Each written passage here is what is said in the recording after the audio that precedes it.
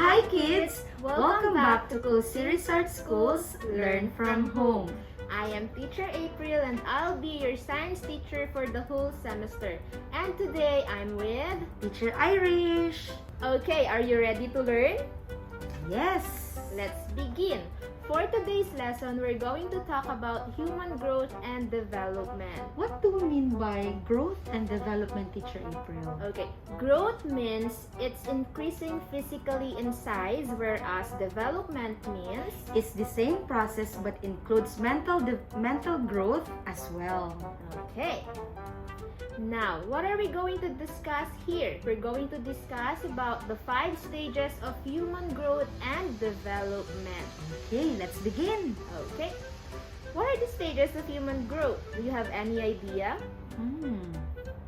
What are those, Teacher April? Okay, the first stage is infancy. Alright, the second stage is, Childhood. the next stage is adolescence. The next stage is, Adulthood. and the last stage is, Elderly. alright. Now let's begin with the first stage, which is the infancy. Okay. Infancy are those baby from birth to 2 years old. Remember that one. Birth to 2 years old. Okay. Now what are some characteristics of an infant? We have here. They are unable to see well. Next. They cannot walk and feed themselves. Next.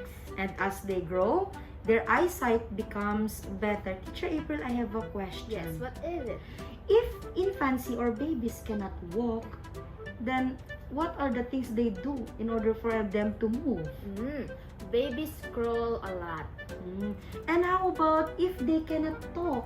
How are they going to express themselves? They are expressing themselves by crying or babbling. Thank you for that information, Teacher April. Okay. Now let's proceed to the second stage, which is the childhood. Childhood are those child from 3 to 11 years old. What are some characteristics of a child? They learn how to walk and talk. Next. They can do simple tasks such as feeding themselves and putting on clothes. Yes. We also have here, They learn how to socialize. They go to school. They play a lot. And they develop their muscles. yes. They develop their muscle. Does it mean, Teacher April, that these are the motor skills? Yes, these are the motor skills. And what are the motor skills they learn in school? Maybe they learn how to walk, jump, and also cut things, Cut right? things, How to use pencils, how to use scissors. Yes. those are some characteristics of a child, okay? Next, now let's proceed to adolescence. Adolescence is the third stage of human growth and development. Now, the person that belongs here are those 12 to 18 years old. Do you belong there, Teacher April? No, because I'm already 22. I belong there. Really? No, I'm just kidding. Okay, some characteristic of an adolescent is? This is the time where a person grows and develops quickly. Puberty takes place during adolescence. What is puberty? Puberty is when a child's body begins to develop and change as they become an adult. For example, like a hair in your armpit. Yes, like developing your breast for girls. And for boys, they're developing their Adam's apple. Yes, their And they voice are- becomes deeper. And they are getting taller. Okay. Now, for this stage, we're going to talk about more of this one to our next video, okay? Okay. Next stage is the fourth stage, which is the adulthood. Our stage. Yes, that's our stage, alright? Adulthood are those person from 19 to 65 years old. Just like, for example, your mom and your dad. Me and Teacher Irish. How old are you, Teacher April? I'm 22. How about you? I'm 24 years old. Yes, we are in this stage of human growth. Now, what are some characteristics of an adult?